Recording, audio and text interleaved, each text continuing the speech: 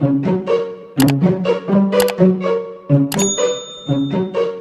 दोस्तों, कैसे हैं आप सब। उम्मीद करता हूँ कि सब बढ़िया होगा।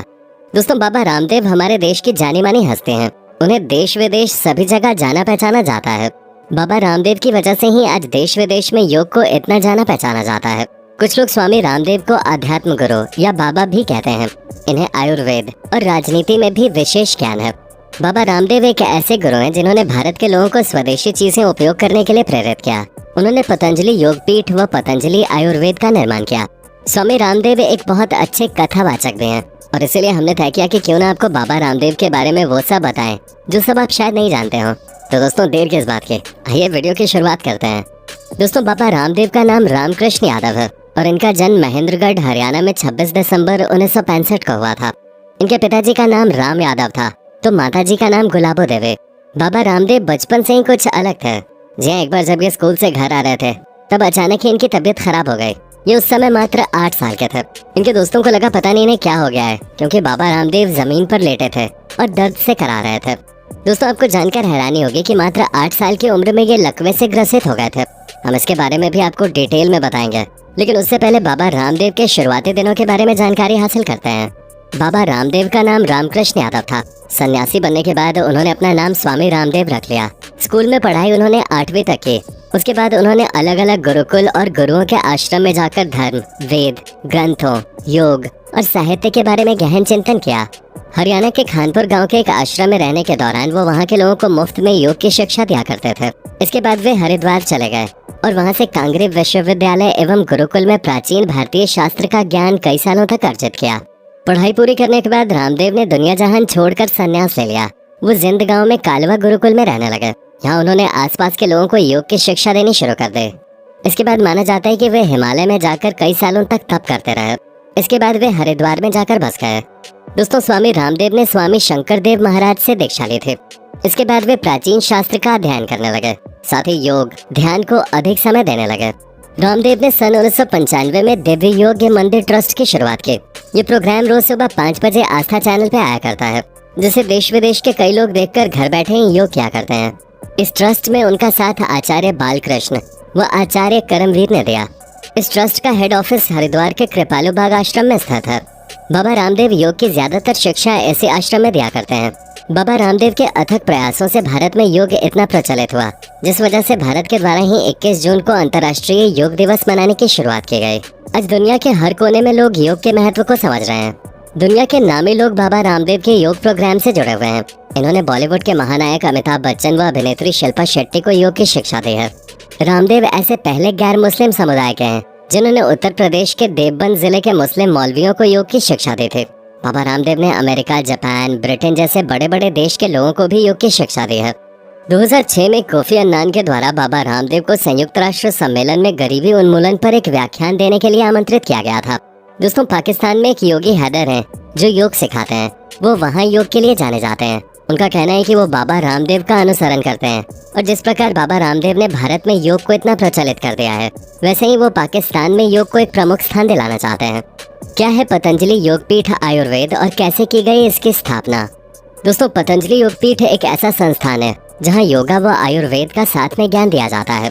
भारत में इसके 2 संस्थान हैं, पतंजलि योग पीठ 1 और पतंजलि योग पीठ 2।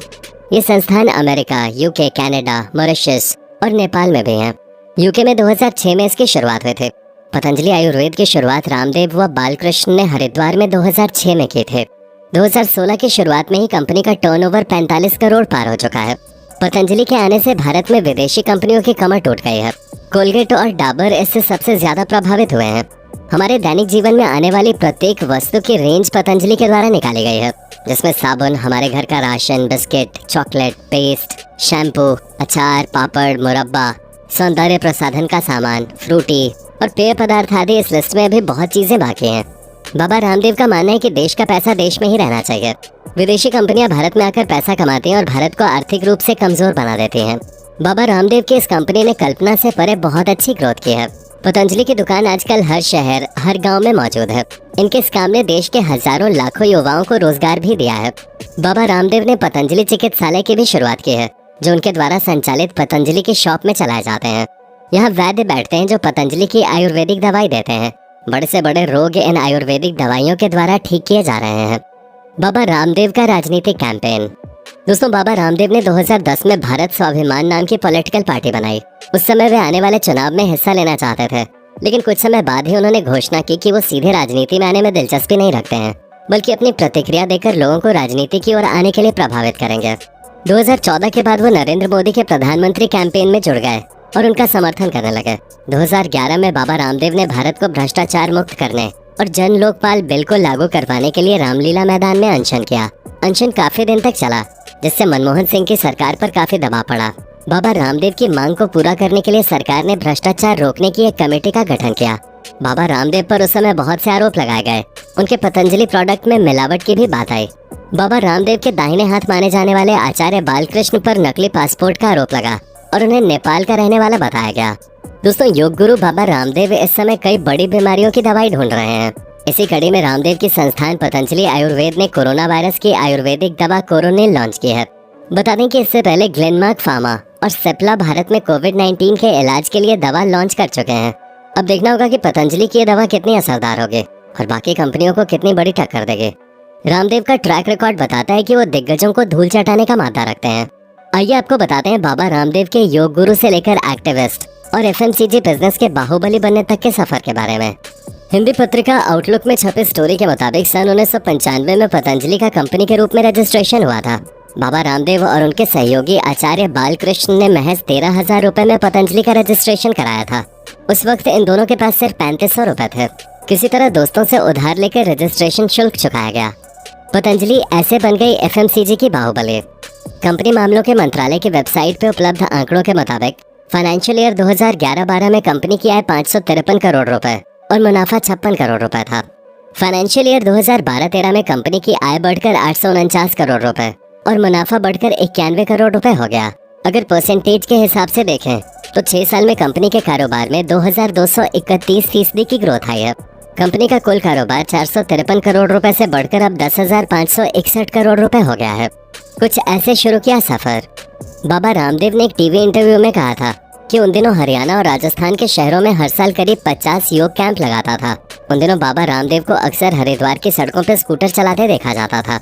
साल 2002 में गुरु शंकर देव की खराब सेहत के चलते बाबा रामदेव दिव्य योग ट्रस्ट का चेहरा बने, जबकि उनके दोस्त बालकृष्ण ने ट्रस्ट के फाइनेंस का जिम्मा संभाला और कर्मवीर को ट्रस्ट का प्रशासक बनाया गया। इसके बाद से ही गुरुकुल के जमाने के ये तीनों दोस्त पतंजलि योगपीठ के आर्थिक साम्राज्य को आगे बढ़ा रहे हैं। दोस्तों, इस बात में कोई शक नहीं है कि बाबा रामदेव आज भारत के ब्रांड बन चुके हैं। कई लोगों का जीवन बाबा ने बनाया है। कभी रामदेव का मजाक बनाया जाता था और आज यही दुनिया के सबसे बड़े योग गुरु बन चुके हैं। इनकी कहानी से एक बात समझ में आती है कि कभी भी हार नहीं माननी चाहिए। बस हमें लगातार काम करते रहना चाहिए और सफलता जरूर मिलेगी। दोस्तों, आपको कैसी लगी स्टोरी आप हमें कमेंट करके जरूर बताइएगा। वीडियो को लाइक और चैनल को सब्सक्राइब भी जरूर कर दें।